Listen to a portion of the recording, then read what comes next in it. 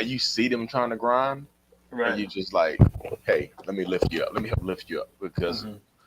I'm lifting you up. Okay, I know. I seen it live. Okay. Oh gosh. But yeah.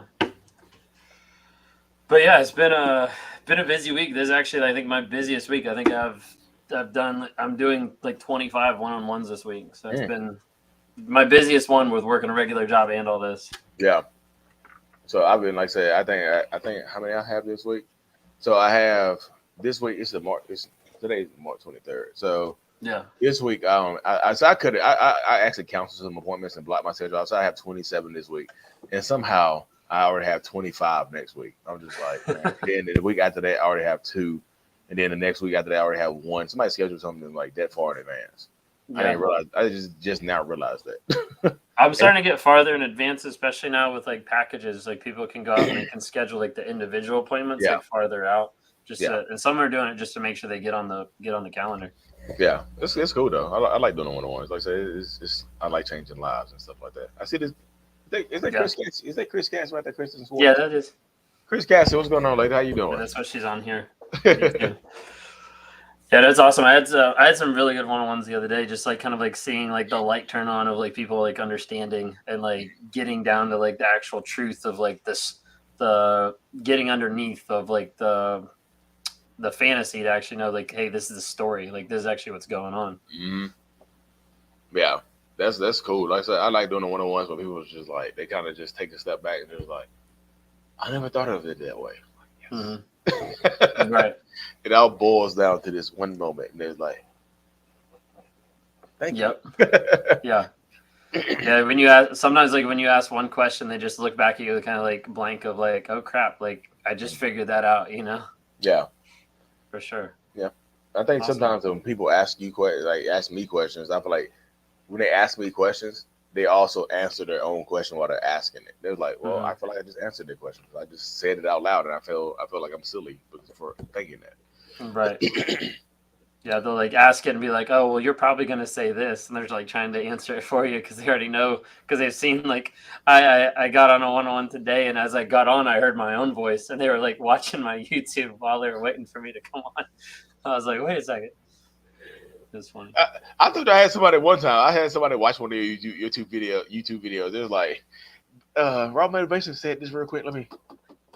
And they just played your video. I was like, oh, did he now? That's funny. Yeah, I definitely have several people that are like, "I did a one-on-one with Lee, and I wanted to talk to you next." It's kind of funny. Yeah.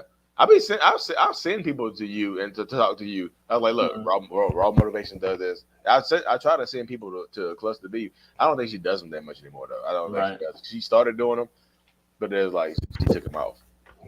I was thinking the other day, I was like, sometimes like I feel like some people when they talk to you, you're kind of like the one that like shakes them up and like slaps them around of like, hey, like this is what's actually going on, and then they come over and they're like, okay, what do I do now? Oh, it's funny. I think can I see these questions? Do you see questions? Oh yeah, I can see them. I can see them. All right. And if you have a huge fight and they blocked you, is it permanent or will they unblock you once they calm down? Um, I mean, it depends on the huge fight. I mean, a lot of times if they block you, it might be because they're going to another supply or they're going to, be with someone else for a period of time, even if it's just like a period of time. But typically, like the blocking you part is them trying to gain control back over you, like you coming back and apologizing or whatever it might be. And that's how I feel like too. I feel like blocking you is kind of like, especially on social media, it's kind of like the silent treatment on social Mm-hmm. media. It's kind of like them getting to go, they go dark on you, and then you don't get the answers to your questions. And plus, like Ben said, in addition, it gives them an excuse to kind of move on and do what they want to do to actually try to replace you. I feel like if they go silent, they're actively trying to replace you with somebody else. They're looking for like you said, permanent. They're looking for permanent supply to replace you Mm-hmm. with. That's more maybe more amenable to their manipulation and their tactics and things like that. Yeah, for sure.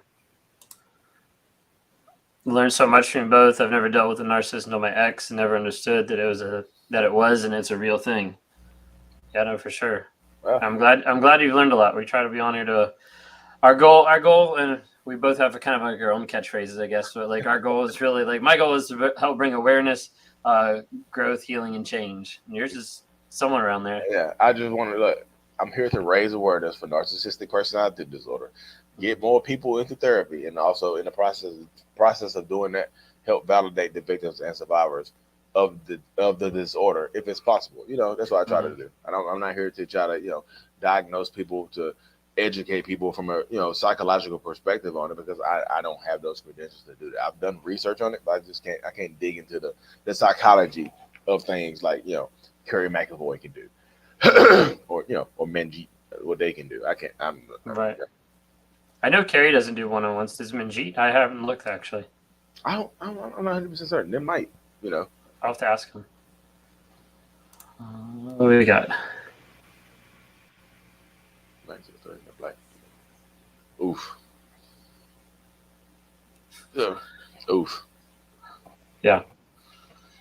You 37 weeks pregnant. I just can't do it anymore. I left 3 months ago. So you kind of in the zone right now. Well, I'm pretty sure if he's threatening you, does he want a baby? Because I feel like he's trying to make you have some kind of miscarriage or stressful pregnancy. He makes some kind of high risk pregnancy right there by stressing you out. I'm going to blackmail you. Blackmail you with what? Can it ruin your life, or just your reputation a little bit? Whatever he's trying to ruin your life, like blackmail you with. Just is it life threatening blackmail, or is it just kind of hurt your feelings blackmail to your friends and family? Determine that, because sometimes they'll use that to try to get into the delivery room. Mm-hmm. I want to see my baby born. You help me from that. Yeah, you definitely don't want to let that stress affect you in a negative way, for sure. Hold on, my ex is threatening to blackmail. Found out my ex cheated on me and he kicked me out, then blamed me, I guess, for his cheating. Said his new relationship is what healthy looks like. Or looks okay. Yeah, I mean, a lot of times like a narcissist, like once they kick you out, like they'll change it around, they'll twist the story, they'll rewrite their history to be able to say like, oh, like it wasn't me, it was them. Like all my exes were crazy. All my exes, were narcissists. That's what the narcissist a lot of times will say. And then they get to a new relationship, and it doesn't matter if it's actually healthy or not. They'll tell you it is. They'll portray it. They'll demonstrate it on social media and to everybody else. But in reality, like they're not changing. I also say I always put an emphasis on what they say and how they say it. Like look what you just said. Said his new relationship is what healthy looks like. He didn't say it's what it actually is like. He said what it looks like. From the outside looking in, it could look healthy. It could look like the optimal relationship. It could look like relationship goals, but actually internally, is it? Because you see his patterns based on what he did to you. Those are patterns right there. Could it stop with some therapy, something like that? With some therapy, some determination, could that stop? But if he's just out here in the open world, that is not gonna stop. He's targeting you to try to make you feel like you were the problem and that you were the reason that he cheated. It's just like you weren't doing good. You weren't doing enough for me, so I cheat. Instead of just leaving you, I cheated on you, and now with this other person we're healthy. We're in a healthy relationship. Okay, you can believe it if you want to, Kiana. Someone asked, is it recommended to tell the narcissist you're a narcissist? So this is kind of the touchy-feely stuff right here, because this is kind of not touchy-feely, but like my wife called me a narcissist, like literally to my face. She kind of yelled it at me. She's like, you're a fucking narcissist. I'm like, this is in 2017. I was just like, I thought narcissists were just conceited people, just cocky people. I was just like, a narcissist? Like, you're a damn narcissist. Like, I'm going into it. I'm like, it takes you 3 hours to get ready. I can get ready in 15 minutes. So you worried about how you look more than I worry about how I look. That's on you. You're a narcissist. I'm a good person. Yeah. And then she left. I thought I was talking junk to her. But typically they're going to call you a narcissist back and not, be introspective and look into it like I did, or like, maybe like Ben himself did as well. So you got to kind of get into that.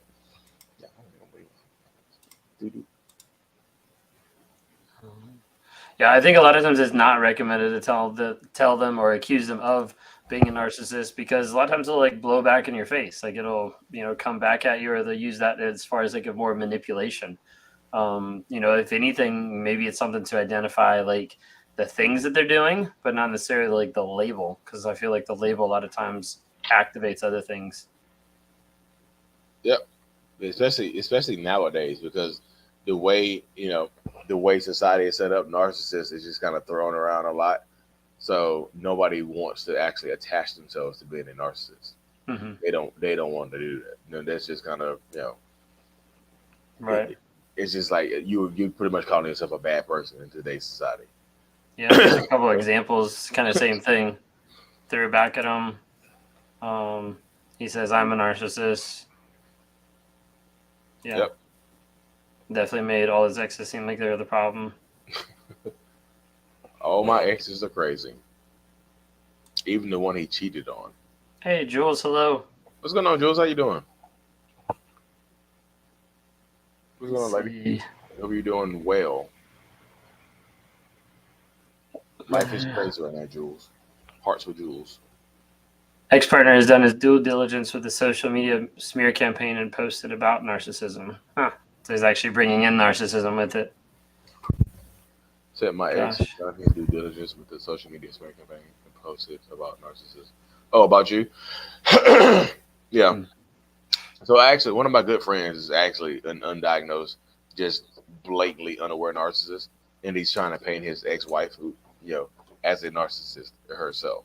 And he's clearly a narcissist. Like, he doesn't see his kids, he doesn't do anything for them literally at all. He might see his kids once every 2-3 months, and takes enough pictures to stave him over for 2-3 months until his photos run out. But he's on Facebook and stuff like that, paint a picture that she's a narcissist. I'm like, bro, I just look at him and just watch him. I'm just like, bro, you just so blind and delusional. And he's like literally following all of the steps of a narcissist. Like, he got a young girl. He's like nearly my age. I'm 36. He's like 33, 34. He has like literally a 20-year-old girlfriend that's just oblivious to shit. So she don't know what's going on. She believes everything he says. I'm just like, even today, somebody on my personal Facebook tagged me in some narcissist stuff. It's like, you need to watch Lee Hammond. He know about narcissism. And he was in the comment section like, the best thing a narcissist ever did for me was divorce me. I was like, bro, I didn't say nothing to him. I just be ignoring this stupid shit because they so oblivious that they'll try to blame everybody, and they'll say it to whoever will listen to them. Mm-hmm. Very true. Does mirroring the narcissistic person, raging back, giving the silent treatment, etc., drive them to a final discard, or they take it as a challenge? I would definitely say with the rage, for sure, that would be more as like a challenge, and you'd be fixing to probably get hurt with a lot of narcissists. Like, I'd be very, very, very careful about that. Silent treatment, if it's silent treatment as far as like gray rocking, how I've kind of stood on gray rocking is gray rocking works, I think 50% of the time. It just depends on your narcissist. It depends on like what's going on with them. Sometimes gray rocking will get them to the place where they lose interest. They move on. They go someplace else. Other times gray rocking just pisses them off even more.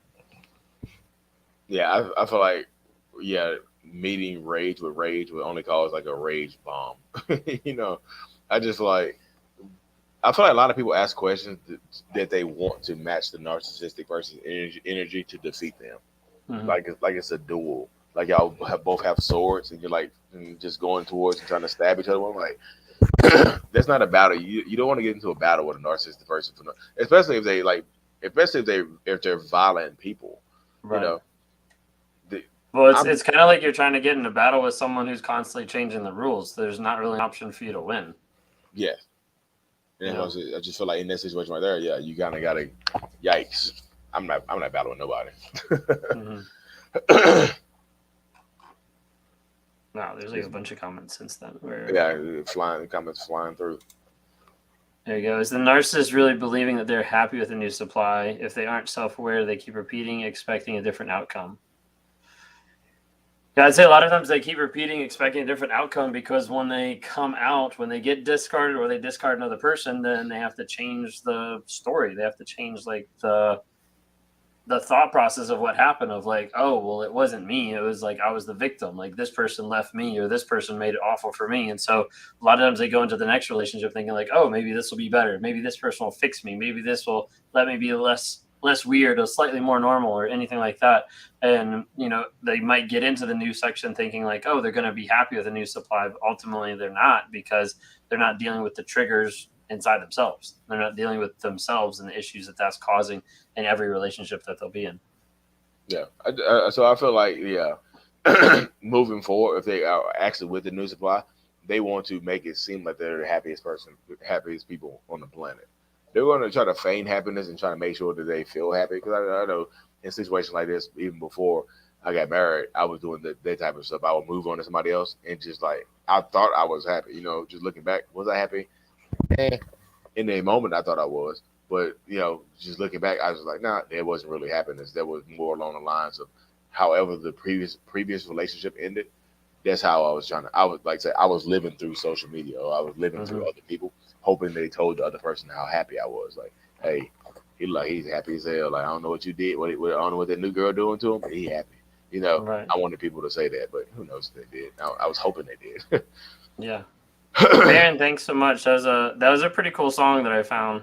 I think I shared that with you, right? The Narcissist song. Yeah. Yeah. I thought it was really good. Can you elaborate on how narcissists will actually manipulate the therapist if the victim suggests couples counseling? Did you guys ever do couples counseling like early on, or is that like something you suggested or anything? Oh, me? Yeah. Oh, so we did couples counseling. So we've been together. I mean, we've been together for like 10 years almost now, but we've been married since 2015. Right. The last time she left was April of 2020. And we did marriage counseling in like May of that year. We did like 2 or 3 sessions of marriage counseling. I've been in therapy the whole time. So, Right. But we did marriage counseling. I feel like that helped us out, but only because I was already in solo counseling. I was already working on myself. And as I tell people, like, if you're with a narcissist, like, marriage counseling is not the end all be all. They have to be in individual counseling. And also you need to do you need to look inward and maybe do some counseling too. And then you come together in marriage counseling with a narcissist, toxic person, whatever, because like you can work on each individual unit, but to come together, you have to work on each separate piece. You can't just work on the unit if both pieces are damaged. One piece got to, is flicked like this, and the other piece is solid. You don't come together correctly. So it takes more than just, that.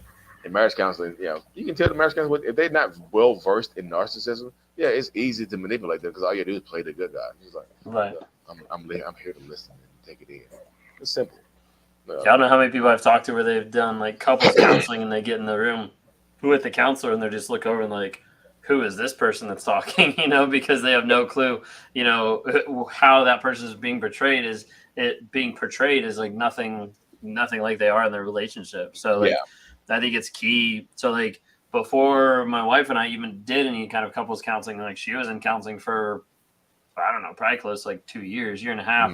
And I was in counseling for close to like a year at that point before we decided to work on it together. But like, I think a lot of people jump to like couples counseling like first, and really that's more or less like later on, like not necessarily the end, but that's like when both people are actually in the same spot of growing and becoming more healthy so they can come together, like you were saying.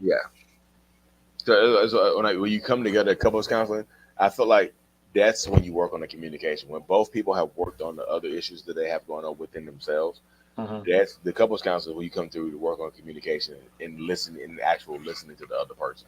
But I have a problem listening. I'm just like, look, I'm doing this with the family. I'm trying to be successful and stuff, to take care of the family as a whole, that type of stuff right there. But like, coming together in couples counseling actually helped me like listen. And most narcissists, toxic people, whatever, don't want to go to couples counseling because like you have to have most times you have to be silent and listen to the other person say what's wrong with you, and who wants to sit through that. And with couples counseling, like a lot of times, I think couples counseling, a lot of people think like, oh, like that's for the couple to come and work together, but that's like coming with the mindset of that both parties want the marriage to work. And like when you do that early on with a narcissist, like they don't care because they don't care to start off with. Yeah.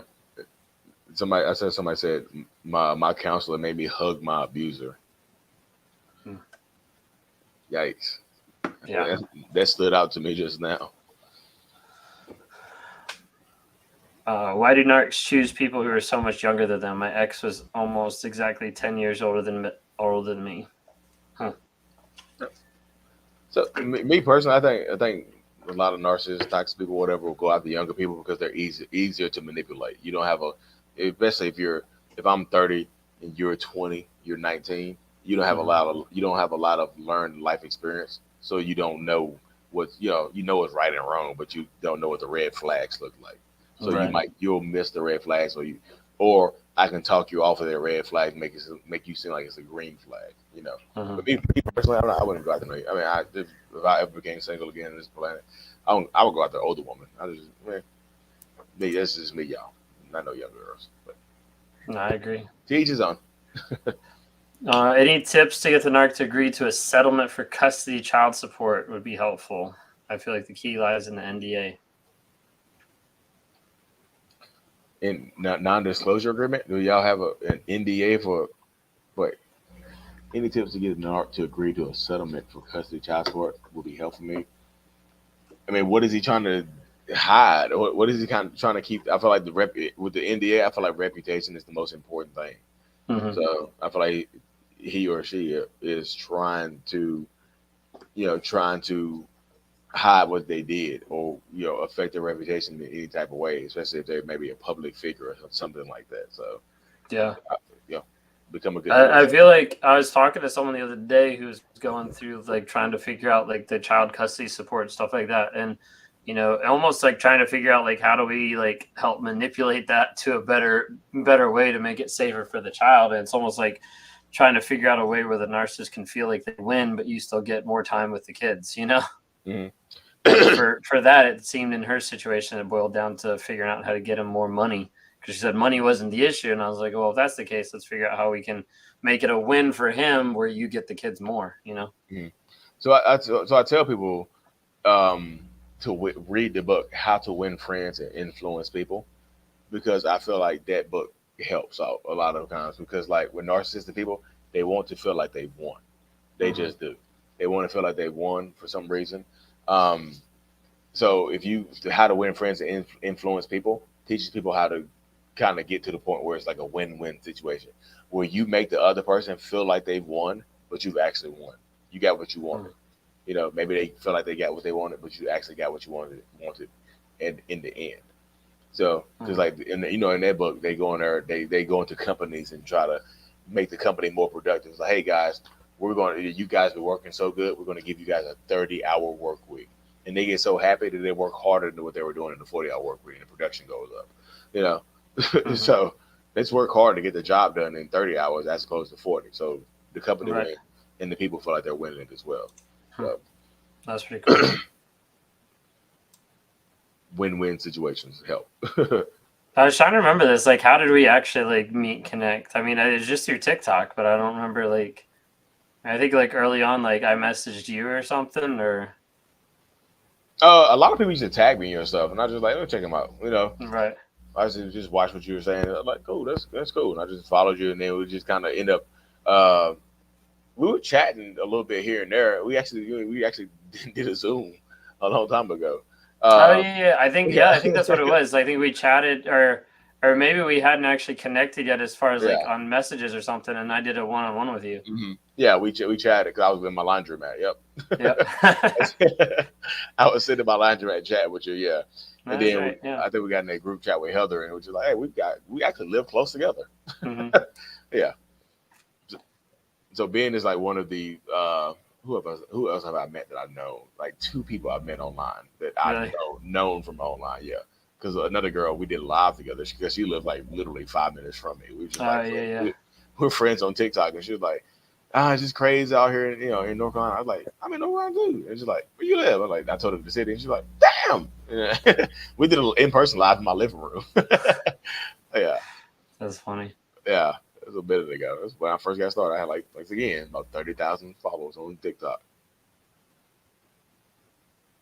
I'm like way behind on comments. I'm trying to catch up. Oh yeah, they be flying through. Does the narcissist think the victim is a bad person, or do they know deep down inside their victim is a great human being, but they want to think otherwise? Yeah. So, hold on, let me see the question. It said, hold on, let me stop. Do narcissists think the victim is a bad person? I don't like. I'm not attracted to bad people. I'm not going to date a bad person. If I feel like you're a terrible person, I'll try to avoid your negative energy.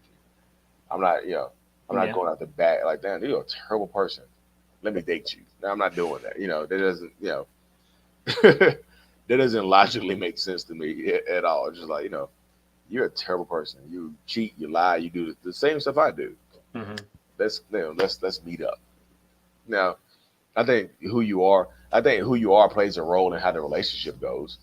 If you're like an empath or a codependent person, then you are more apt to staying in a toxic relationship as opposed to somebody who has strong boundaries and things like that. Right. Yeah, that makes sense. Mm-hmm.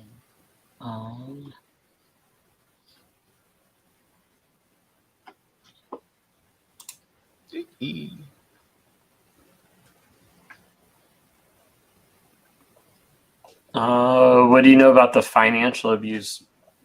I mean, for me, when I've talked to people, it's kind of like all over the place. It's, from the narcissist, like taking all the money, to the narcissist, like controlling all the money, to the narcissist leaving with all the money, to the narcissist being divorced and never giving you any money.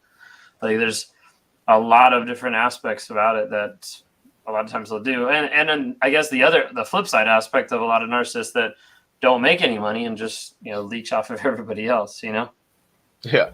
There's a lot of moving pieces in that financial abuse part because a lot of people, the majority of people that I talk to are in the financial abuse situation where the narcissist is in control of the money, you know.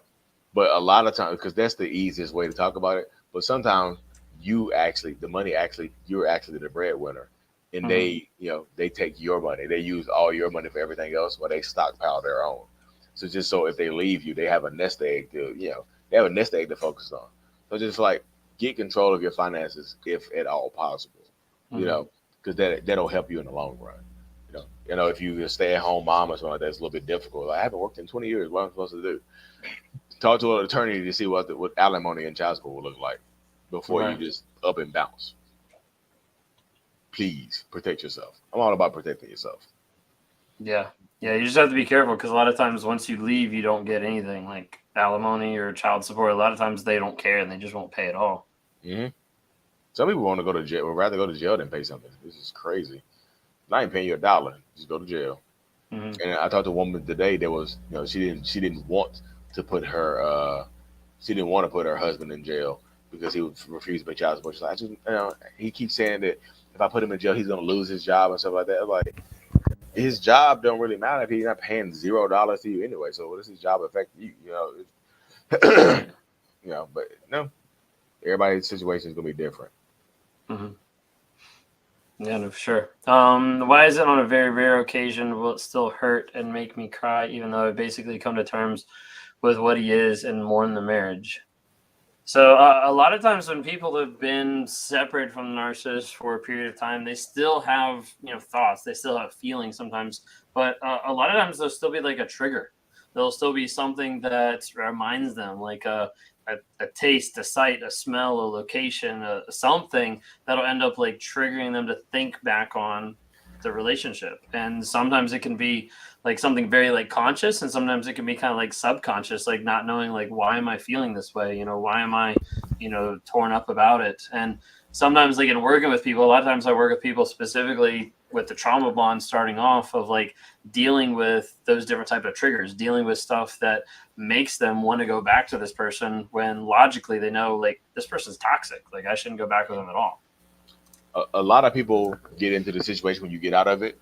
Like no matter how long you've been in it, I mean, been out of it, you start to ruminate about the relationship because when the silence comes in, like when you're at home at night, like you may be having a great day, but when that silence comes in at the end of the day when you're in your bed, all the thoughts come in there like, oh, I'm alone, I'm by myself. What are they doing? What could I have Mm-hmm. done? What could I have done better? You know, how could I have changed myself to make their relationship work? And I just think a lot of people have to come to terms that not, like if you're dealing with a super toxic narcissistic person that is unwilling to make any kind of effort to alter their behaviors, nothing you do would have changed it. Could you have prolonged the timetable of the relationship? Maybe, but it would still end the way it ended sooner or later. Like I feel like it kind of if you look at it from a different perspective, it's kind of a blessing that you got out of it the time you did, because you could have made some changes to stay in it a year or two longer and wasted more time in that situation. You know, that's how my mind be working on that right there. Oh yeah, this is a good one about the financial manipulation. Put on here, financial manipulation, also abuse of like them saying like, I pay for everything, you shouldn't complain or think anything about it because like I'm the one that takes care of you, puts a roof over your head, etc. Still abuse, still manipulation for sure. Mm-hmm. Might say things like, I pay for everything financially, you are living a good life, so you should. Oh yeah, so right there, a lot of times that's how a lot of narcissists and toxic people show love by gifts. Their love language is like presence, like physical presence, just being here. I'm here, aren't I? That type of stuff right there, and also like they're paying for stuff. Like I put a roof over your head. You should be grateful, and that's you should be blessed that you know me. Oh God, yeah. Right. Woo. Yes. Yeah. Yeah. What does the final discard look like? My partner in question blocked me on everything, even though we have kids, because I found proof of him cheating, and he left, and I have no way of contacting him. Ugh. That's a rough one, because when they get the chance to block first, then you never know when they might come back, and that's really frustrating sometimes, because that's still an aspect of like they have like the last word, they have like control. And that's something to be really careful of, because you never know when they might try to come back. So I normally say the final discard is when you block them and there's no way for them to come back. But that's something you're going to have to work on your growth and your healing to get to the place that when they do try to come back, you're going to be able to have all the tools necessary to be able to say like, hey, you have no hold over me. Yeah, because I feel like if they block you first, you have no way of contacting him. That means you have to go through different channels to contact him. So honestly, I would play that game right there with you. I honestly would block you on everything and make you chase me down. I'm not saying not me right now, y'all. Me in the past, unaware me, I would have made you chase me down. Because if you chase me down, that means you're still interested in me. You still want me. So you had to go through all of that to find me. And now because you have to go through all of that, I think you still care about me. So I know I don't have to work hard to get you back. Now you're chasing after that person. I know you said we have kids because I found proof of him beating and he left. I had no way to contact him. I feel like now you have to kind of, if you want some child support or something like that, some monitors, you got to get the courts involved, which you might not feel like might not want to do, but sometimes you have to do that. You have to go through that route. If he blocked you on everything and you have no way of contacting him, because this way right here, it works out. Him building his story against you is that like you won't let him see the kids. You haven't tried to contact him because you're blocked. He could just unblock you. Like, look, no, there's no messages from her in here. You've been blocked. So that's the way it be going right there. Yeah, so this one I thought was interesting from Alina. Mine agreed to do couples therapy. It's on her to find the therapist, and she's going to schedule with me. So, I mean, that is one thing that I did start recently is not the one-on-ones, but the couples. I mentioned like don't go to therapy with a narcissist. So like I'm not a therapist, I'm not a counselor. It even says like when people go to schedule couples, it says schedule at your own risk because like I'm gonna be like flat out like blunt. And I've told spouses in front of the other spouse on a couples thing that like, hey, if this kind of abuse continues, like leave. I've said it right in front of them. You're cracking up at that, huh? Because that's why I feel like we mesh well together. Because you say the same things I say, but you're just like, boop. You're just straight to it. I'll say the same thing, but you're just like, hey, you need to bounce. I'll be like, hey, if it doesn't get better, you might need to consider your other options.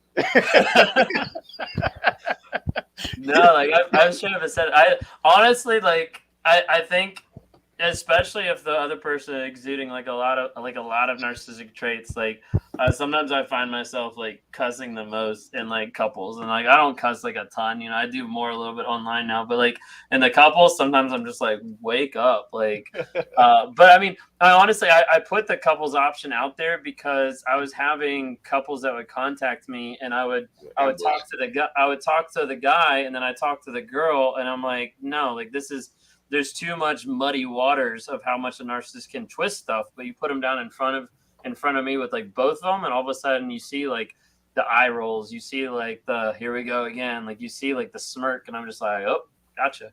Mm-hmm. It's crazy, dude. I swear to God, that's what I like. That's what I have to do. So will I do a phone call here and there? Yeah, with people who are uncomfortable. But I love doing it over Zoom because I love watching people's micro expressions. I'm like, interesting, you know, because when they say something and they just like eye twitch or something like that. Because like, I'll tell you something. When I first met my wife, you know, I'm very, very analytical. I met her on Facebook, but the first time we met up in person, she had a friend with her. She had a male friend and a female friend where they were dating and living together and stuff like that.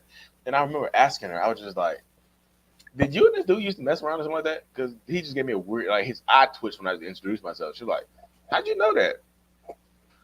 I was just like, yeah, I'm very. And she's like, that should have been a red flag for me. I'm like, what? So it should have. I mean, I be watching everything. I watch people just look and how they move and stuff like that. Yeah, no, for sure. This is for you. Hey, Lee, will you talk a little bit more about the similarities a narcissistic person will look for in a supply and hopefully some advice on how not to allow them to trap us? The similarities that they would look for in their supply. So sometimes narcissistic people, I feel like what you're asking, sometimes they have a type, you know. Sometimes they have a type of person that they're looking for. Y'all might look alike, act alike, talk alike, have the same hobbies and things like that. Like the person he replaced me with looks just like me, which happens quite a bit. Like we could be twins. I like the girl I told you I did a live with in my house. Her narcissist and like the new supply, her narcissistic person's new supply and her are actually friends now. And they look just alike. It's weird as hell, dude. I was just like, and because they do TikToks together, I was like, God, this is eerily similar. I was just like, I do look alike, you know. Right. I tell people sometimes they do have a type, you know, but you won't catch me on that either because I don't have no type. So you know, you're like, well, you got a white girl now, you got a black girl and Mexican. I'm everywhere. I bounce around, y'all. But hopefully some advice on how not to allow them to trap us. What do you mean by trap? Because I feel like sometimes people just like they trap me with a baby. I think that might be the idea of like how does an I guess put labels on it so it's easier to think of, like how does an empath avoid being bait for a narcissist? It's kind of how I read that. Bait for a narcissist. How do you avoid being bait? Say no. I just feel like so many people get into the people pleaser mode where you meet somebody that you like and you're scared to set a boundary and say no to something that you don't actually want to do. It's like if I say no, they might leave me alone. Perfect. If you feel that way, that's a red flag. If I say no to this, they might actually not want to talk to me anymore. Good. That's a red flag because like people should be able to take a no and be like, oh damn, sorry, like that. Look, didn't mean to cross that boundary. We'll try something else. But instead, you just said yes to something you didn't want to do, and now like let's have unprotected sex. Now you got a baby on the way. You didn't want to do that at first, but they told you they're allergic to latex, and you just like, okay, cool. And then now you got a baby on the way. Right. They're begging you to please keep the baby, please. And then you keep the baby and they abandon you. So, but now you trap them. So, the mind works weird. Yeah. Just curious, is it common for narcissists to stalk, hack emails?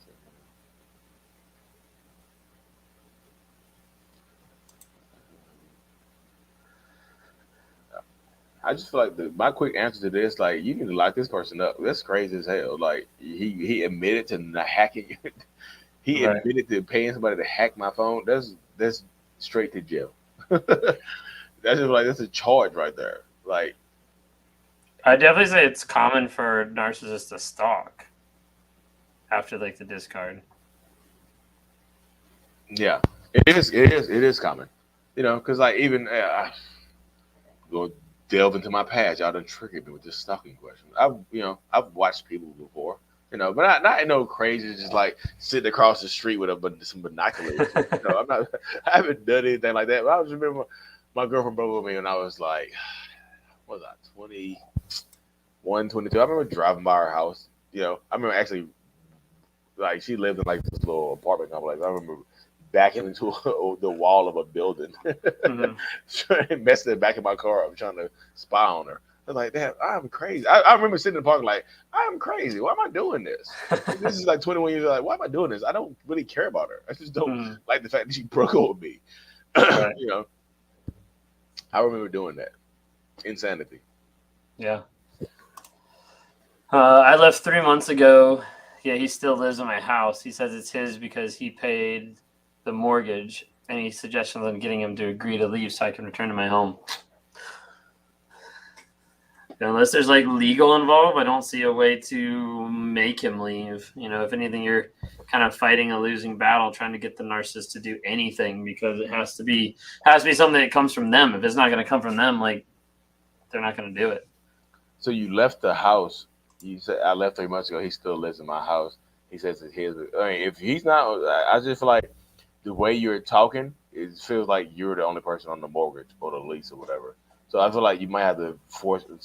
Yeah, I know some of y'all don't like to get down to the nitty gritty. Sometimes you have to force some of these bastards to leave. You got to force them because their words like it's mine because I paid the mortgage. Like legally, it's mine because I signed the document. So I just feel like, what do you want to do for real? Right. Yeah, I just feel like, what do you want? What do you really want to do? Because I feel like sometimes people don't want to ruffle. You don't want to ruffle the apple cart or upset this person and do things like that. So you got to kind of get to the point where what do you feel like you really want to do? Because sometimes you have to force them out of there. You really have to, because if you don't, you go down the yellow brick road of narcissism where you just end up, looking on the outside looking in of your own house. For what? The house that you might have got. Like I said, it really just depends on the situation. Everybody's situation is going to be different. But I truly feel like you have to take the steps to take your power back. You do. So this one, I think, like, the main question here is, will his narc rage stop after 14 months of separation? Like, for a narcissist, like, they're not going to stop anything unless they get to the place of being self-aware, unless they get to the place of like trying to work on themselves. Otherwise, like, there's no time is going to change them. Time only kind of like further locks them into their habits and cycles, I think. So when they asked could they stop and said, my divorced narc is engaged after 7 months. He left the divorce to another state. Him and his new fiance are coming back. Will his narc rage stop after 14 months separation? Oof. My divorce narc is getting engaged after 7 months. He left the divorce to another. So I'm confused by the wording a little bit of this one. So he moved away after 7 months. He got engaged. Now he's coming back home. Do y'all have kids or anything like that? I feel like there's an important part because, like, would his narc rage stop after 14 months separation? Maybe, but I feel like separation is a word. Why did you say separation if y'all already divorced? Are you holding on to something? I feel like that word usage right there is kind of important. Right. Are either of you in contact with your narc parents, assuming you had one? So, my dad. I don't think he was. My dad was in my life, but he wasn't like the super present parent. You know what I mean? So he was the person I was always trying to get attention from. You know what I mean? He's the person I wanted to impress the most in life and things like that. My mom, she's not a narcissist. My mom, she's just not. I know narcissist people. She's not. She get on my nerves, yeah, but she's not a narcissist. My dad, on the other hand, he's just probably just experienced some childhood trauma that he went through, and he kind of just tried to pass it down. He probably passed it down to me, My dad's dad actually, I never knew my paternal grandfather I know my grandma, but I didn't know his dad. I never asked her what happened. I don't be caring, But I just like got on psychology. I mean, not psychology today. Ancestry.com and just kind of looked at my family tree. It just turns out my paternal grandfather actually, unalived himself at 5:30 in the morning on a Monday, and my dad found him. So trauma. Yeah. At 7-year-old young boy finding his dad with a smoking hole in his head, could create some trauma. Mm-hmm. So I'm still in contact with them though. Yeah. I hope this helps. That's the end of my TikToks. Jesus. I'm like way behind. I know.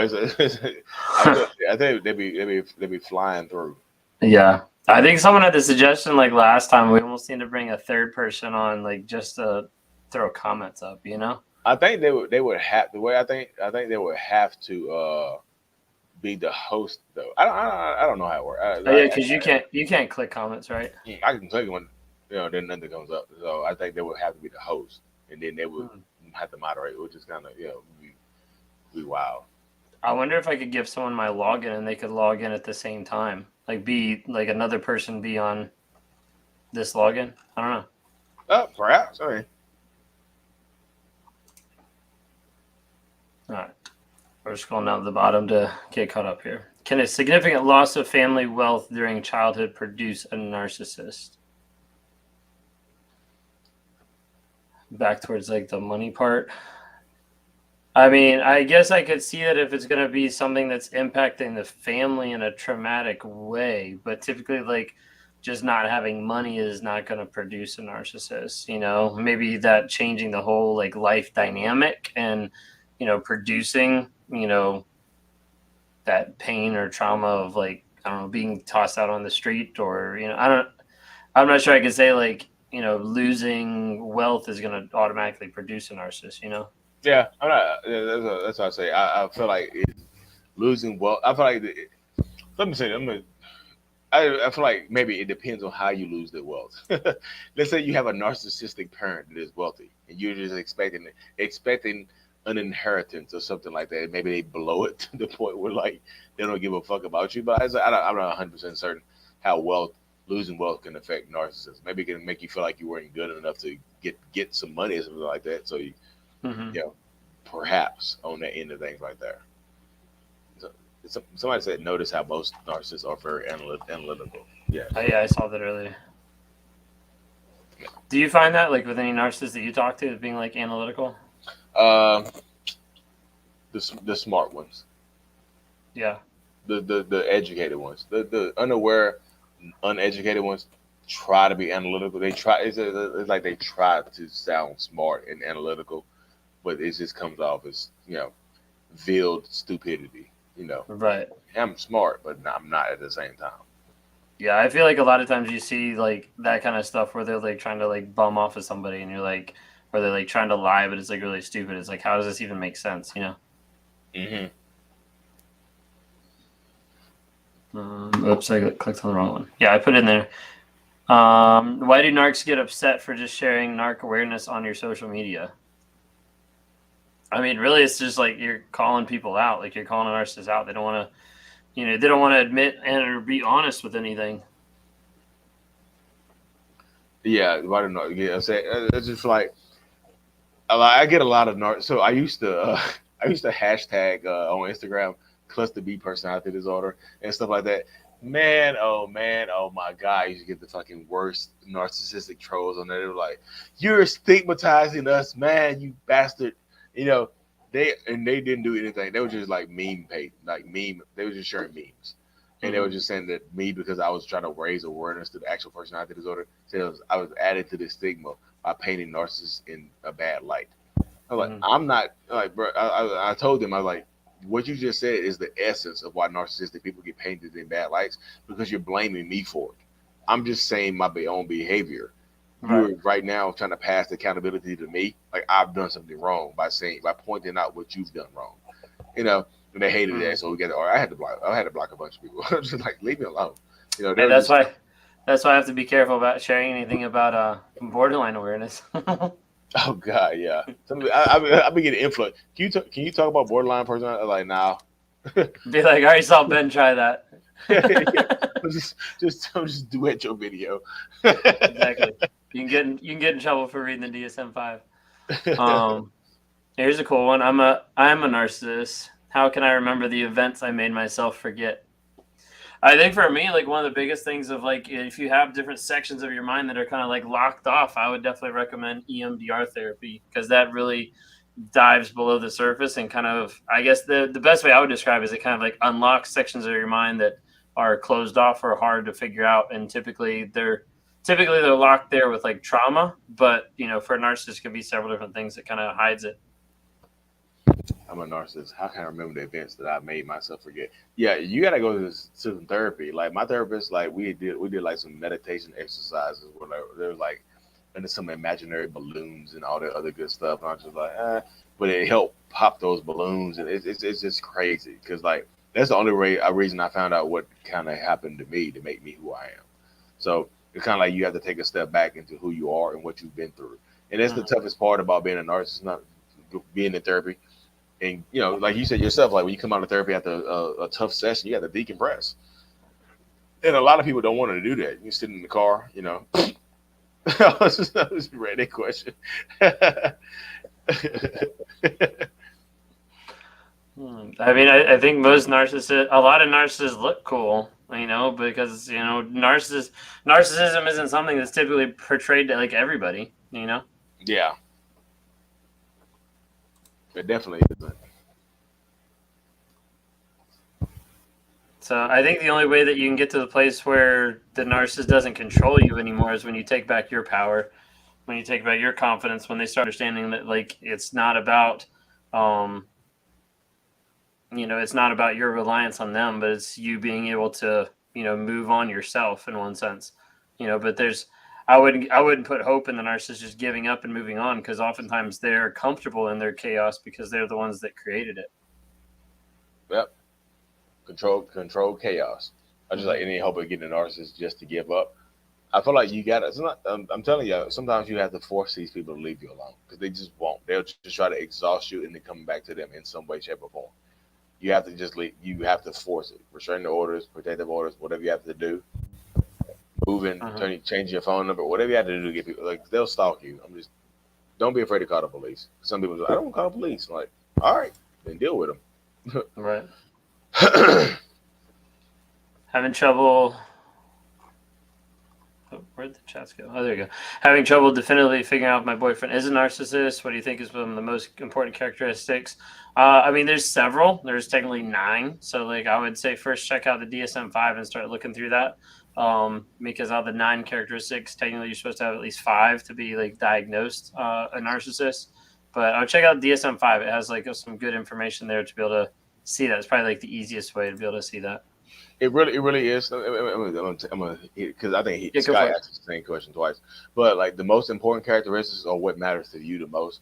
And I'm glad you said 5 out of 9. So there's 9 characteristics. You don't have to be diagnosed with 5 to be a narcissist, to be literally a clinical narcissist. And so it's because there's 9 characteristics and you only need 5. There are 45 different combinations of traits that can make you a narcissistic person. So you're not going to get 2 people that are exactly the same traits. You know what I mean? That's a good way to Lack of put it. 45 different. lack of empathy Mhm. lack of empathy is one of those traits. But you don't necessarily have to have a lack of empathy to be a diagnosed narcissist. I don't say that a lot because people are just like, whoa, wait a goddamn minute. Yeah, you do, but you don't necessarily have to have that trait to be a narcissist. It's 5 out of 9. You can get 5 other ones and still have a Mhm. little bit empathy to be and still be a diagnosed narcissistic person. You know, 45 different combinations. I think, yeah, combinations or permutations is one of them. I've been out of school too long. Yeah, that makes sense. Is there a way to get the toxic person to unblock you? I guess part of the question is that, like, why do you want the toxic person to unblock you? um, if it's to go back, like that's not really something you want to do. I mean, maybe I don't know. I'm trying to think of like how else you'd want the toxic person to unblock. Um, Is there any way to get a toxic person to unblock you? Uh, I just sometimes like the best way to get them to unblock you is to kind of leave them alone, to make them actually miss you and want to unblock you. I feel like you can't force it unless you are actually trying to stalk that person and make them uncomfortable enough to unblock you to message you or something like that. I just feel like that's the only way you can go about doing that because like force you get a way to get them to do that. I just feel like that's kind of pulling at straws right there. Just like yeah, there's a Right. few different ways, but like I feel like again, I feel like you got to ask your question: why do you want them to unblock you? And also to do that, it's like you got to do a lot of moving pieces. I just feel like leaving them alone, going no contact is the best way to get them to unblock you. Because I've blocked people before and they left me alone. I unblocked them like, you ain't chasing me. You're not gonna chase me. Mm-hmm.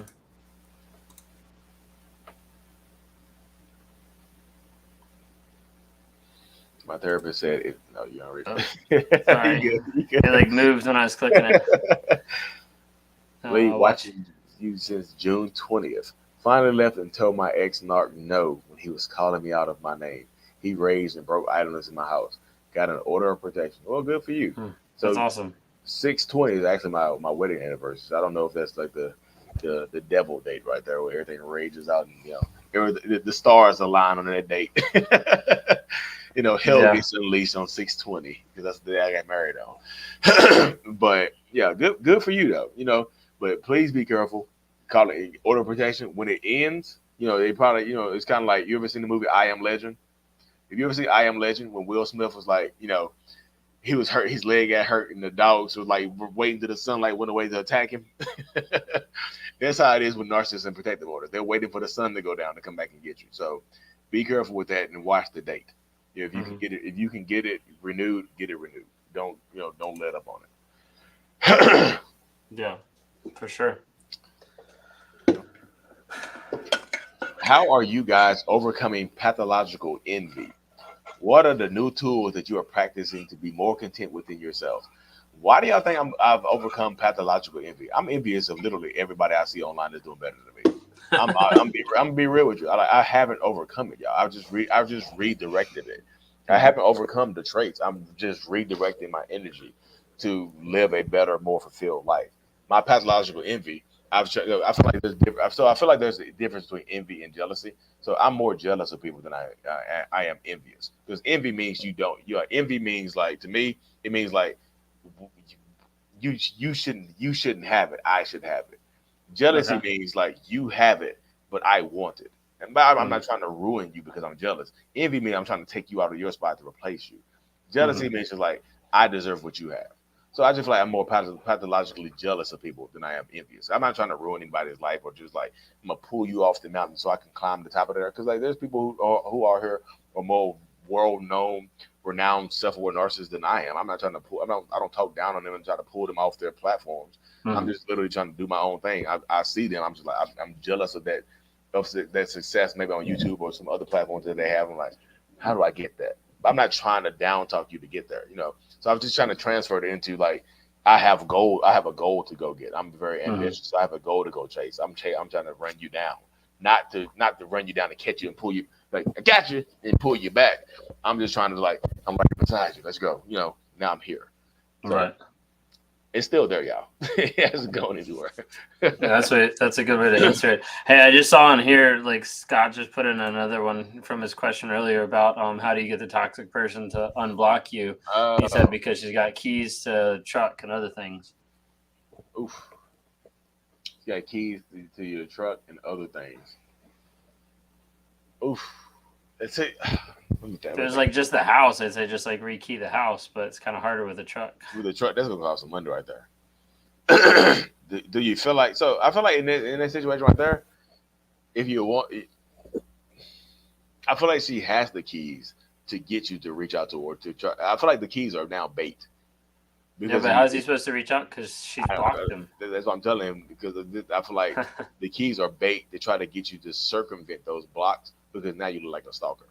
You know, because like now if I'm baiting the fish and you take the bait, now you look like you're stalking me. I blocked Scott on everything. He popped up at my house. He's dangerous.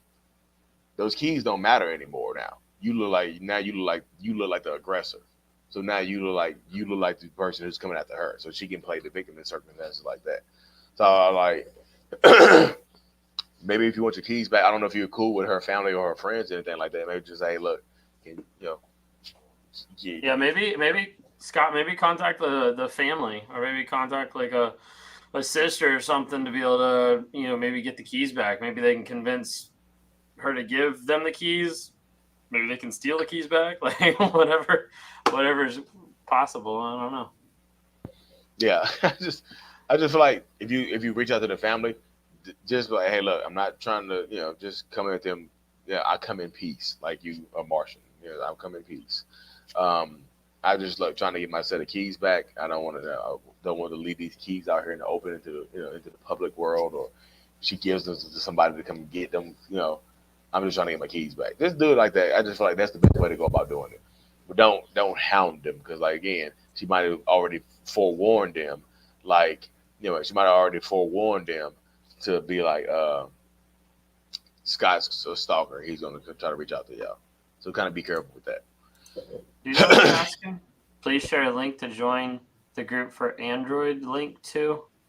I'm not, unless they're talking about the Quill app. I'm not 100% certain, because I know Quill is apparently it's only iOS download only. It's like the little voice app I was talking about. Yeah. Yeah. I don't know what app. I don't know what their link they're looking for. That's what my believe they're talking about, because it doesn't have an Android link. It's just on Apple iStore.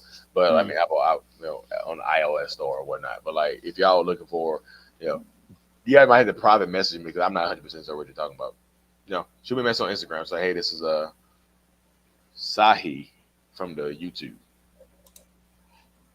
Yeah, hit me check. Like I just saw this because I saw Christine answer something. But yeah, Myers-Briggs test. Well, now it's more or less called the 16 personalities. But like it doesn't really test for empathy. If you take like the DISC or the Myers-Briggs, StrengthsFinder, Enneagram, like there's not ones that really like they don't really have like an empathy test, I guess you could say. The DISC personality would have something slightly similar, which would be like S is more like steadiness on the DISC, I believe, and the S is a little bit more like if you have a very low S, then that could be possibly like signs for like less like empathy. But like the Myers-Briggs stuff, it doesn't really have anything that stands out for empathy. So I've done a lot of the personality stuff. Probably the one that I'm the biggest fan of is Enneagram, because it tells you a lot more about a person than what you would expect. It's kind of crazy. Yeah, so I that's why I'm super ignorant on the personality test. I just take them so when people ask me, I can just tell them. I haven't looked into them. When I used to do network marketing, I used to look into them a little bit more than that. Just like, are you a red or a blue or whatever personality type you have? Just, learn how to approach you and try to sell you a vacation or some shit. Right. My wife just recently became self-aware. I have a video of her cheating and she doesn't remember. How can I tell if she's lying and find out who they are? Oh, she doesn't remember her cheating. I just feel like I feel like right there. Do you want? So let me read this real quick. My wife just recently became self-aware. I have a video of her cheating and she doesn't remember. How can I tell if she's lying and find out who they are? So I feel like digging deeper into who they are might probably make you want to leave your wife alone, honestly, because I feel like she's hiding it for a reason. Because like, yeah, she forgot who she forgot who she cheated with. Has it been that many? You blacked out and cheated on me. Like, was it a different? You ever see the movie Split? Was it Patricia? Did somebody else cheat on me? I just feel like in that situation right there, I feel like she knows who it was, and she doesn't want you to know who it is, because it might be somebody close to you, which will probably make you rage out. So I feel like. Is it worth it digging deeper? Possibly, but I just feel like, is it worth working on it? If she's going to, because if she becomes self-aware and she's still lying about that, because no, she didn't black out the whole cheating. So she blacked out the whole text messages or phone calls to get to the cheating. She forgot about all of that. I feel like that's self-awareness does not mean honest. Just to keep it real, Right. I don't know, something happened. Do you guys cry? my guy couldn't cry, and I thought it was odd. Now, I've seen this with a lot of narcissists of like people saying that they don't cry, and like for me, like tears weren't like a bunch of stuff, at all growing up, and for the majority of my life, and I'd say like my family would kind of like make a joke about it, like, oh, like it's actually like tearing up or whatever, like better write this down on the calendar because it wasn't something that happened. Yeah. So me, I'm actually an actor and I can cry on cue. I'm gonna cry for y'all in the next few seconds. Give me a second. I'm not I'm not gonna do that. But yeah, sometimes like I've cried before, but it takes a lot to get me to cry, honestly. And sometimes narcissistic people, they will cry just to manipulate you. Mm-hmm. They'll be boohoo crying and still be lying. You posted a link for iOS users. Is that the Quilt app? That's the Quill app. I don't think it's on iOS. I think it's just. I don't think it's on Android. I think it's on just Android. iOS. Okay.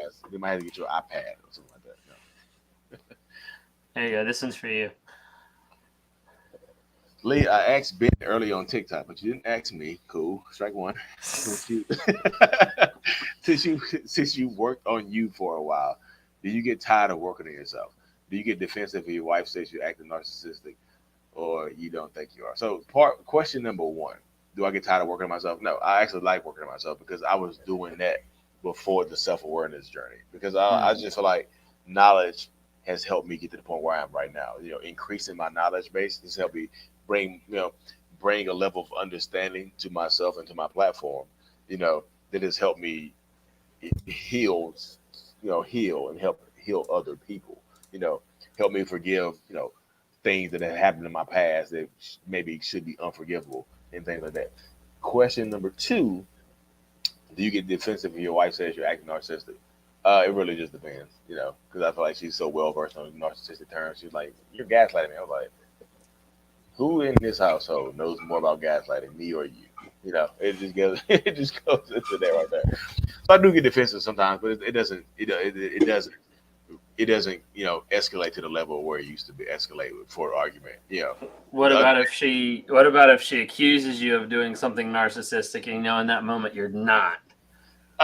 That's annoying because like that's kind of the dilemma I face. I tell people sometimes like, because I'm admitting to being a narcissist, I have to work. I have to work harder to tell the truth now. I have to work not to tell the truth, to prove I'm telling the truth, which is weird. It's just like I'm telling the truth. You should believe me because it's the truth. Right. Yeah. Or like I feel like online is like a huge one of like, oh, like I just triggered the narcissist because of their response or something like that, and I'll be like, no, like you didn't even come close to triggering me. I'm just like answering your question. Like my personality is like a whole lot different than, just like the narcissism like coming out. But, sometimes people are like, oh, like narcissist is attacking me right now. And I'm like, no, like you would know if I was actually attacking you, you know? Yeah, because some people get to that mode where but when they say stuff like that, that seems like they were intentionally trying to trigger you. Trigger Ben, being trigger y'all. He's a narcissist. Watch out. told y'all not to trust him. Like that, like that dude that was from earlier. He was trying, just like, well, I triggered some flying monkeys of Lee Hammocks. I'm like, Right. Anybody who says anything in defense of me is automatically labeled a flying monkey. Right. But that's been the same way for a while, though. Lee Hammocks, flying monkeys come to my page. It's kind of funny nowadays. Do you think narcissists use what they learn on our channels to further manipulate people? Sometimes I think I'm not saying you particularly, Sarah, but when survivors share videos with narcissistic people, yeah, sometimes you open yourself up to people using our videos to manipulate you more. You see, this is why Lee is not telling the truth about our situation right here, because I don't do this to you. I don't yell and scream at you, which doesn't necessarily disqualify them as a narcissist. It just means that they're more covert. Right. I've never yelled at you in a day in our marriage, even though you've been doing a lot of things wrong. You said just a statement like that. Even though you're rarely ever right, I've never yelled at you. And it's like, well, Lee said narcissists yell, so you're incorrect right there. So they just use my video to flip it on you. So, and that's why I go earlier, not all narcissists. do the same thing. Mhm.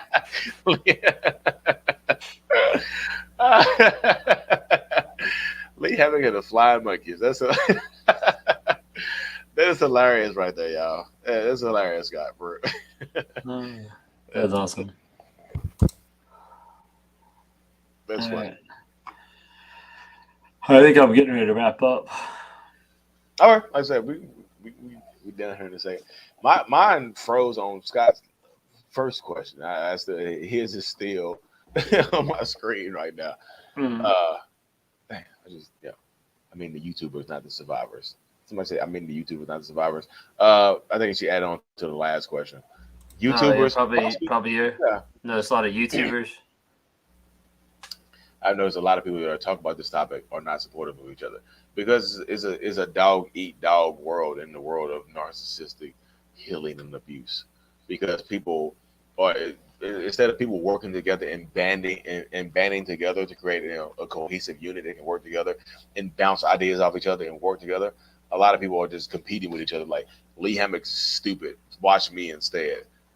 Mhm. It's like, instead of just coming to me, hey Lee, hey, I'm gonna share this idea with you. Can we work together? Instead of doing that, which will work better for you, instead of just coming at me and attacking me, like broad motivations, lion's not sheep. He's an asshole. You should listen to me instead.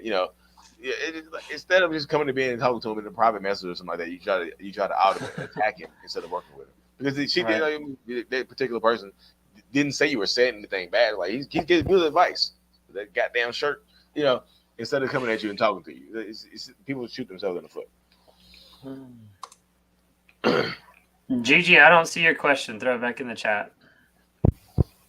This one, he raged also because I found in his journal that he started a relationship with me for financial gain, which I knew this several years ago. Financial abuse is real. Yeah. Yeah, that happens. I have a personal experience with that. Not with financial gain, but because I'm an actor and I used to write stuff in my acting notebook, right? Because you have to have certain experiences to get in the character with. So I used to write stuff in my acting notebook about other girls. Like I feel this way, but it's other girl just to help me get into this mode. And my wife would read my notebook and she'd get mad. I was like, "Why are you reading my shit? Stop going to my shit." I'm like, "Rah!" I mean, I'm just like, "Stop!" Literally, I can't leave shit laying around. Mm-hmm. You know. Here's a good one for like the one-on-ones that we do. So as narcs, how do you stay interested in the details of other people's stories in order to be able to help? How can you help if empathy is such a challenge? So I think the lack of empathy actually helps me talk to people more because I remove the emotional component of it and come from a logical standpoint. And I think logic helps people more when you remove emotions. A lot of times, I feel like logic helps people a lot of times more because people can cry and stuff like that. I'm like, cool, you can cry. You're a human. You can Mm-hmm. cry.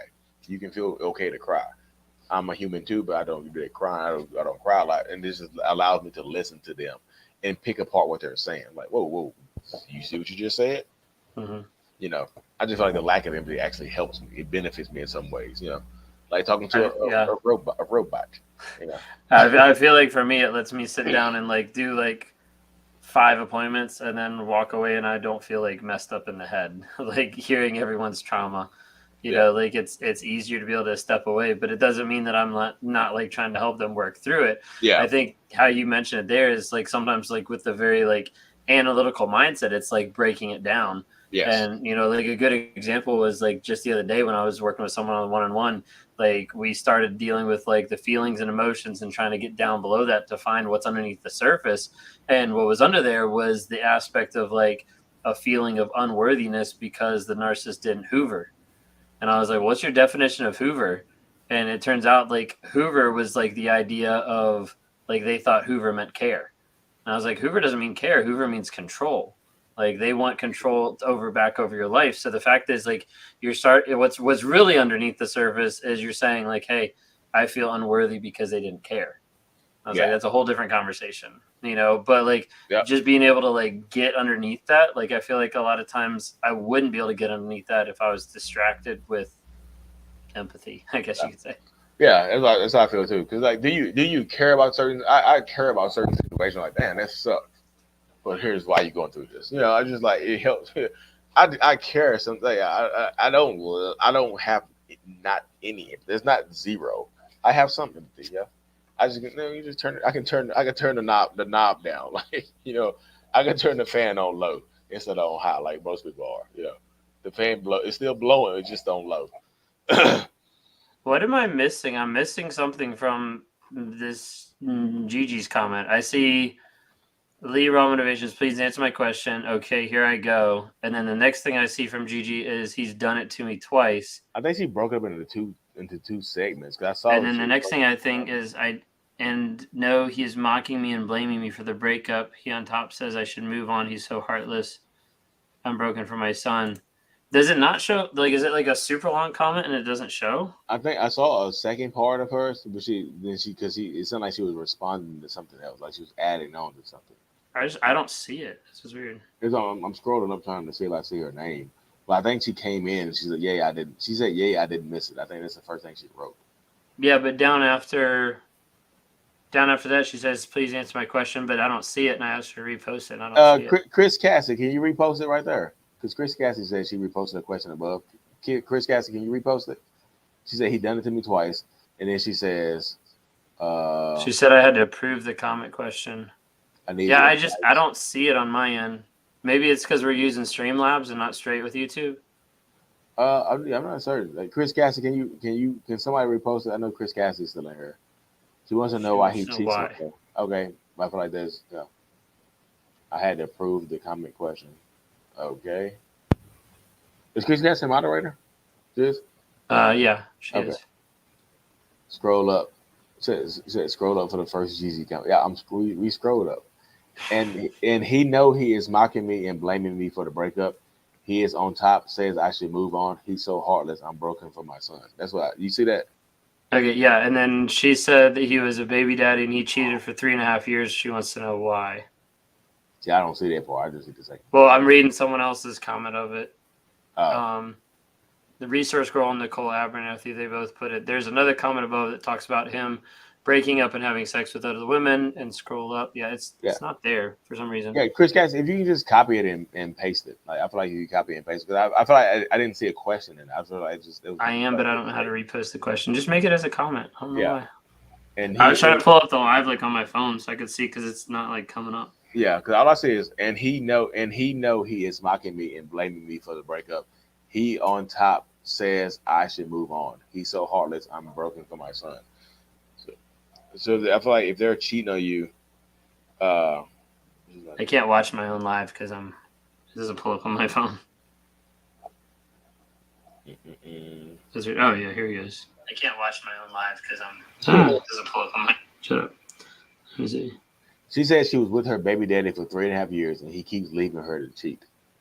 So I copied the resource girl said that is the question. Said she copied and pasted it too. So there is another comment above that's talking about him breaking up and having sex with other women. And scroll up the resource girl. There it is. I found it. That's so weird. I don't know why it didn't come through on this end. I was with my baby daddy for 3.5 years, but he kept breaking up with me just to date and have sex with other women. My question is why? Because if he broke up with you to have sex with other women, is it cheating? Is it really cheating? If y'all wasn't together? I see all the comments around. I don't know why that one didn't. I feel like the intentional breakups are just to say he didn't cheat because y'all wasn't together while he was doing it. No. That's why he's just like, instead of cheating, I'm just gonna break up with you and go have sex and then come back to you. Because that wasn't cheating, we were broken up. Semantics. Is it still cheating? What's your definition of cheating? If it's an intentional breakup to cheat, to sleep with somebody else, then yes, he has the intent of getting back with you, then yes, that is still cheating. Yes, it is heartless, but if you keep accepting him back after he keeps going to break up with somebody else, he's going to keep doing it. You say you're so broken for your son. What about you? I feel like you're more focused on you than your son. Because what about you? Because your son is going to be in it regardless. But what about you and your own personal happiness? Because the more what you allow is what will continue. 3.5 years of the same thing. You expect the behaviors to change for some reason now. You gotta kind of ride with that. He's done it to me twice. So third time's the charm. We're gonna do it again. Like those are patterns. That's establishing the pattern right there. Hey Gigi, you get on my nerves today. I'm leaving you. And he go clap somebody else's cheeks, and he come back to you. I'm better now. Let's stay together. Let's have a baby. Let's keep our. They're like accelerates. Let's get married now. Yeah. Because releases demons. Resource girl threw this up here. So figure we could answer that maybe like one more, and then we Okay. probably cap it for the night. I'm out of tea. It says, what did she say? Do you guys want to become certified counselors, or do you have some certificates already? Do you think that it's important to your presence here? So I'm working on beginning life coaching certification and things like that, but it's not necessarily important because we're literally just having conversation with. We're not doing therapy or anything like that. We're literally just having conversation with people about their personal experiences. Mm-hmm. We're not diagnosing anybody. I'm just talking about myself and my predictions on people's behaviors. Just analyzing people's behaviors from a personal standpoint. Do I want to get life coaching certified? Yeah, but as far as going back to school, becoming a licensed counselor, I don't see that in my future because it doesn't benefit me. Yeah, I guess like for me, like I feel like there's an aspect of like being able to come on here and like share our stories in one-on-ones and be able to share stuff that like works or that helps or like is able to help people in different ways. I feel like is, I don't know, in one sense like easier sometimes than, going through a certification or something that's going to hold you to a different standard. In one sense, like I'm able to say how it is. I'm able to say in couples counseling, like, hey, if he's abusing you, then leave. Like, not everything is like applicable with other aspects. I know for me, like if I look into, becoming like a certified counselor or something, it has to be something that for me is going to mean something and is going to be big, I guess you could say. So like I would want it to be in like a particular genre. Like I'd want to become, I'd want to be like high up in like, some of the warrior group movement of like how to actually like work through, stacking and communicating that. Or I'd want to like partner with like Brendan Burchard with like Growth Day to pick up like a life coach, like with them, like something that's like, that I know is like not big as far as like big name, but I know has like big purpose. Like I'm not a person that I'm going to go out and like get like a certificate or something like that just to have one. I guess technically if I needed one, I could like say, I have like a college degree in like pastoral studies, but I don't advertise that to anybody. Yeah. But it's like I have a degree too, so I could go back and I could be a licensed counselor in probably 2 years, but it's just like, do I have 2 years to? Yeah, like I said, I recommend people to therapists all the time. I just like, look, you might need to go to therapy. This is more than I can help you with. It's like, my mom used to do that. Like, I got a therapist for you right here. Get on psychology today and battle. right. And deal with that right there. But it's like, license, to each their own. Yeah, absolutely. So, anyways, what time is it? 10:40. Yeah. So, you got early morning ones? No, I cut those off for the next 2 days. I need a break in the morning. Right.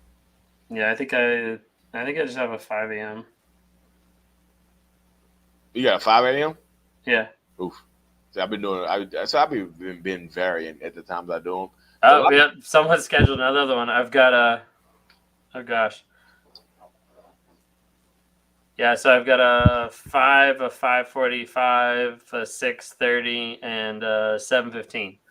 Mm-hmm. Like 4 half-hour, like back-to-backs. Yeah, back to back. So that makes it the biggest. That makes it a record week, like biggest week. Let's see.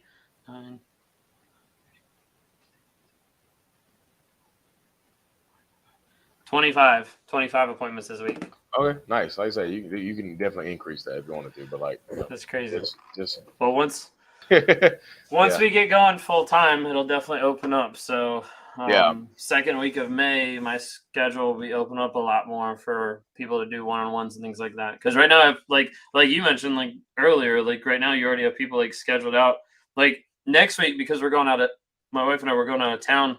Yeah. Thursday, Friday, Saturday. Like my Sunday through Wednesday is already full. Like there's no room for anyone else to book. And the following week already has like 5 appointments. Yeah. Following week is our webinar. That's crazy. Yeah.